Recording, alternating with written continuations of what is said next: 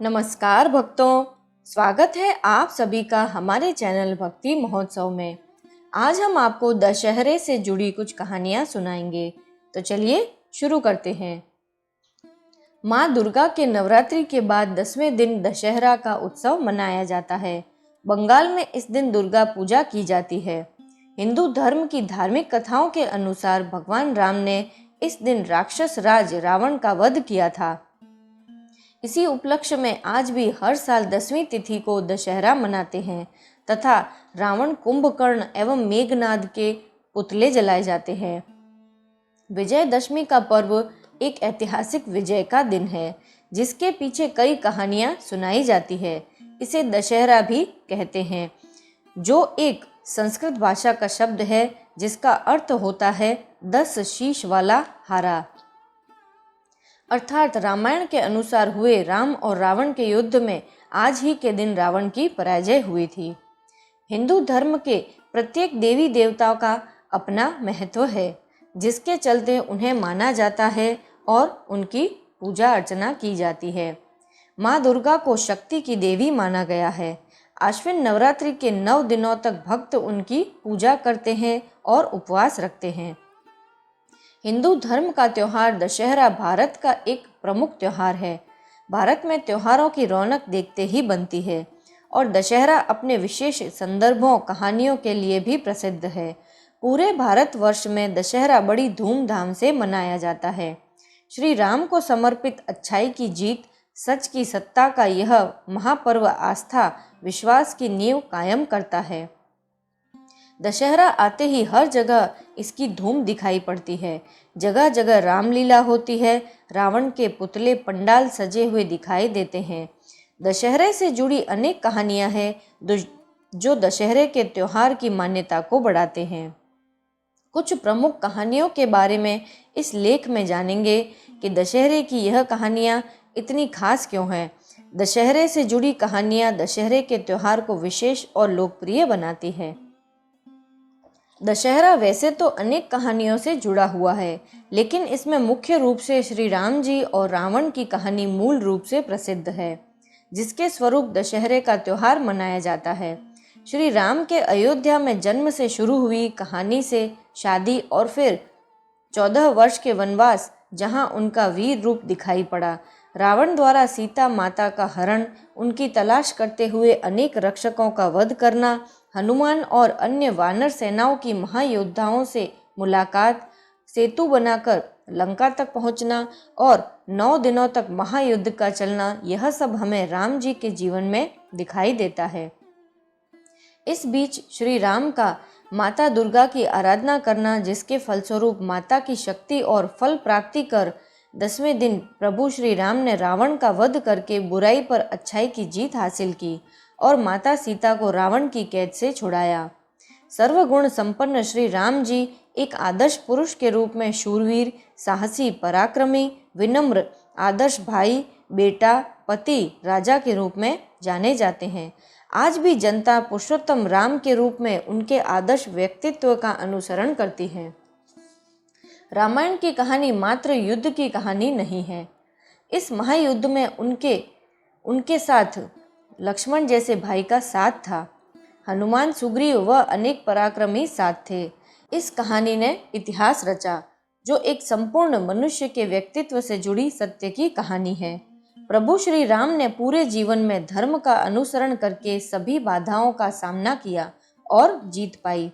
अपने जीवन के माध्यम से वे हमें कठिनाइयों से लड़ने की प्रेरणा देते हैं। एक आदर्श चरित्र के रूप में श्री राम जी प्रेरणा स्वरूप हमें राह दिखाते हैं। श्री राम जी की कहानी रामायण की कहानी भी है, जिसमें इस महायुद्ध का पूरा विवरण है। 9 दिनों तक चलने वाले इस युद्ध में रावण को हराना इतना आसान नहीं था, क्योंकि रावण जैसा पराक्रमी, ज्ञानी, शिव भक्त योद्धा को मारना नामुमकिन सा था। लेकिन रावण का एक पाप, यानी कि सीता माता का हरण, ने उसे मृत्यु दिलाई।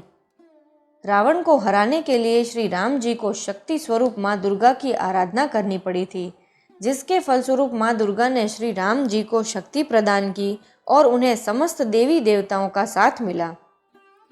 जिनके सहयोग से श्री राम ने रावण का वध करके जीत हासिल की। और इस युद्ध में महारथी मेघनाथ, कुंभकर्ण, रावण की बलवान राक्षसी सेना भी मारी गई थी। महिषासुर की कहानी एक पौराणिक कहानी है, जो एक ऐसे शक्तिशाली राक्षस की कहानी है जिसका सर भैंस का था और जिसने कठोर तपस्या कर ब्रह्मा जी से वरदान स्वरूप ये मांगा कि उसकी स्त्री के हाथों ही उसकी मृत्यु हो, अन्यथा कोई भी देव या दानव मनुष्य उसे न मार सके। ब्रह्मा जी से वरदान पाकर महिषासुर बहुत ही शक्तिशाली हो गया था और तीनों लोकों में अपना साम्राज्य स्थापित कर हर जगह हाहाकार मचा दी थी, जिसके वध के लिए देवताओं ने शक्ति का आह्वान कर दुर्गा रूप को अपनी ज्योति शक्ति रूप में प्रदान की। माँ अस्त्रों शस्त्रों से सजी प्रकट हुई, तब देवताओं ने महिषासुर के आतंक से उनकी रक्षा के लिए प्रार्थना की। माता ने 9 दिन महिषासुर से घमासान युद्ध कर 10वें दिन उसका वध कर दिया। इस प्रकार अच्छाई की जीत हुई, जिसके विजय स्वरूप माँ दुर्गा की पूजा की जाती है। उनके दिन को पर्व के रूप में मनाया जाता है। महाभारत काल में पांडवों से कौरवों ने चौपड़ खेलने की शर्त रखी थी, जिसमें कौरवों ने उन्हें छल से हरा दिया था और उनका सारा राजपाट ले लिया था और 12 वर्ष का वनवास और 1 वर्ष का अज्ञातवास हारने की सजा स्वरूप पांडवों को भुगतना पड़ा था। वनवास के 12 वर्ष काटने के पश्चात जब पांडव अज्ञातवास का 1 वर्ष बिताने मत्स्य देश का चुनाव कर राजा विराट के यहाँ वेश बदल कर रहने लगे थे, उस समय अपने सभी अस्त्रों शस्त्रों को उन्होंने शमी के पेड़ में छिपा दिया था, ताकि किसी की नजर ना पड़े, वह सुरक्षित रहे। दुर्योधन, जो उनका चचेरा भाई था, उसको शक हुआ कि पांडव मत्स्य देश में छुपे होंगे, जिसका पता लगाने के लिए दूतों को भेजा और अपने पिता धृतराष्ट्र के माध्यम से मत्स्य देश पर आक्रमण करवा दिया, जिसके बचाव में मत्स्य देश के साथ मिलकर पांडवों ने कौरवों की सेना से युद्ध किया, जिसके लिए अर्जुन, जो मत्स्य के राजा विराट के यहाँ नर्तकी बृहन्नला के रूप में रहते थे, वह राजकुमार उत्तर के सारथी बनकर अपने अस्त्र शस्त्र लेने शमी के पेड़ के पास गए। वह दिन अज्ञातवास का अंतिम दिन था और विजयदशमी भी उसी दिन थी। अर्जुन ने अपने अस्त्रों शस्त्रों से अकेले ही पूरी कौरवों की सेना को हरा दिया था। दशहरा मनाने की मूल कथा भगवान राम और रावण से जुड़ी हुई है। इसमें प्रभु श्री राम एक महान योद्धा एवं सत्य के प्रतीक की भूमिका में होते हैं। सीता हरण के बाद राम उनकी तलाश में लंका तक पहुंच जाते हैं। 9 दिन तक चले युद्ध के दौरान श्री राम माँ दुर्गा की आराधना करते रहे और 10वें दिन उन्होंने रावण का वध कर विजय प्राप्त की। एक आदर्श पुत्र, राजा, पति और भाई के रूप में राम को आदर्श पुरुष माना गया। सर्वगुण संपन्न प्रभु श्री राम जितने विनम्र थे, उतने साहसी भी थे। एक मनुष्य में इस तरह के सभी गुणों का मिलना कठिन है, अतः उन्हें पुरुषोत्तम के रूप में हम याद कर उनके बताए रास्ते पर चलने का प्रयास करते हैं। राम जी के लंका अभियान में उनके साथ भाई लक्ष्मण, राजा सुग्रीव व हनुमान जैसे सेवक थे। रामायण हिंदू धर्म के इतिहास के एक युद्ध की कथा भर नहीं है, बल्कि यह एक संपूर्ण मानव के चरित्र की कहानी है, जिसमें जीवन भर सत्य और धर्म की राह पर चलते समय आने वाली बाधाओं तथा उनके समाधान से जुड़े प्रसंग भी है। रामायण की कथा के अनुसार सीता को लेकर राम और रावण के मध्य युद्ध हुआ।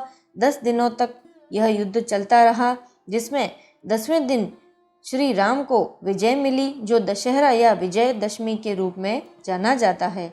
युद्ध के दौरान राम जी को कई बार लगा कि रावण की शक्ति अधिक प्रभावशाली है, अतः श्री राम ने देवी दुर्गा की उपासना करनी शुरू की तथा उनसे शक्ति मांगी और महानवमी के दिन देवी दुर्गा सच्चे मन वाले राम की भक्ति से प्रसन्न हुई और समस्त देवी देवता भगवान राम के साथ आए।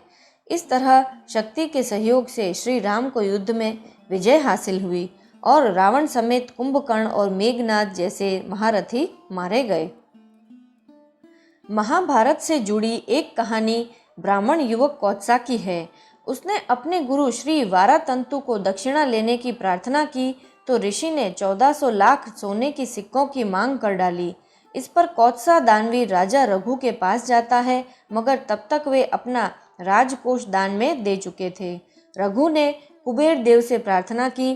कुबेर ने धन की वर्षा की। रघु ने उस समस्त धन को कौत्सा को दे दिया, जिसे उसने अपने गुरु के चरणों में गुरु दक्षिणा के रूप में रख दिया। गुरु ने अपनी कही गई मुद्राएं अपने पास रख दी तथा शेष युवक को लौटा दी। कौत्सा ने उस बचे धन को अयोध्या की प्रजा में बांट दिया। इस तरह आज भी दशहरा के दिन अयोध्या में आपत्ति के पत्ते वितरित किए जाते हैं। बोलो सियावर रामचंद्र की जय। भक्तों, आशा करते हैं आज की यह दशहरे से जुड़ी कहानियाँ आपको सुनकर बड़ा ही आनंद आया होगा। ऐसी ही और कहानियाँ सुनने के लिए हमारे साथ हमारे चैनल पर जुड़े रहें और हमारे चैनल को लाइक, शेयर और सब्सक्राइब ज़रूर से करें।